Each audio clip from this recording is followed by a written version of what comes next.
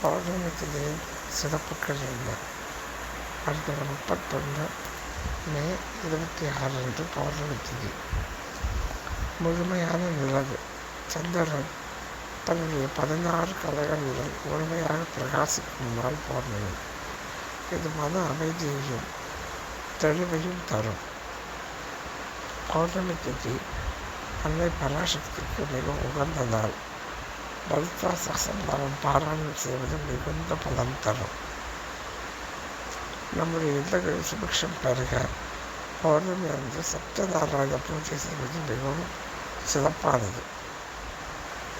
திருவண்ணாமலை போன்ற புனித தலங்களில் பௌர்ணமி அன்று கிரிவலம் வருவது நம் பாவங்களை நீக்கி புண்ணியத்தை தரும் என்பது நம்பிக்கை. பௌர்ணமி நிலவொளியில் நாம் தியானம் செய்தால் உடலில் உள்ள சக்கரங்களை சீரமைத்து நேர்மறை ஆற்றலை பாசிட்டிவ் எனர்ஜியை அதிகரிக்கும். சந்திரன் மனோகாரகன், மனதிற்கு அதிபதி. பௌர்ணமி அன்று கடலில் அலைகள் சீதுவது போல நம்முடைய மனத்தில் உணர்வுகள் மேலோங்கி நிற்கும். அதிகாலையில் நீராடி பகல் முழுவதும் பௌர்ணமி உபவாசம் இருந்து மாலையில் நிலவை தரிசித்த பின் உணவு என்பது சிறந்தது. இந்த நாளில் அன்னதானம் செய்வது, ஏழைகளுக்கு உதவுவது பல தலைமுறை புண்ணியத்தை தேடித்தரும். அதே போல பௌர்ணமி அன்று குலதெய்வ வழிபாடு செய்வது மிகவும் நல்லது. சுமங்கலி பெண்களுக்கு மஞ்சள் குங்குமம், பூ மற்றும் பழங்கள் வாங்கித் தருவது மங்கள வாழ்வை தரும். பௌர்ணமி அன்று சமைத்த உணவை நிலவொளியில் சிறிது நேரம் வைத்து உண்பது ஆரோக்கியத்திற்கு நல்லது.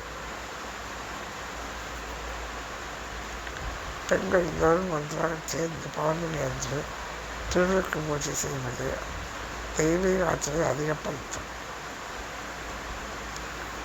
பௌர்ணமிக்கு உகந்த நிறம் வெள்ளை. சந்திரனுக்கும் அம்பிகைக்கும் வெள்ளை நிற மலர்களால் அம்பிகை வெள்ளை பிச்சி அர்த்தம் செய்வது சிறப்பு.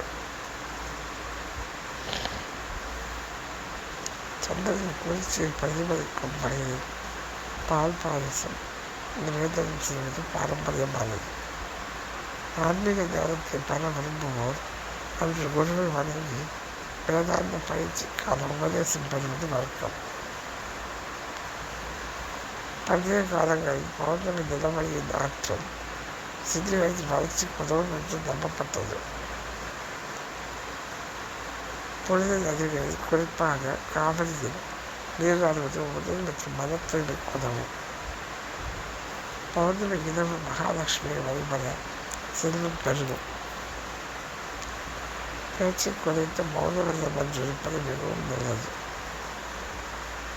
சித்ரா பௌர்ணமி, தைப்பூசம், பங்குனி உத்திரம், கார்த்திகை பௌர்ணமி போன்ற மிக முக்கியமான விழாக்கள் பௌர்ணமி திதியிலேயே வருகின்றன.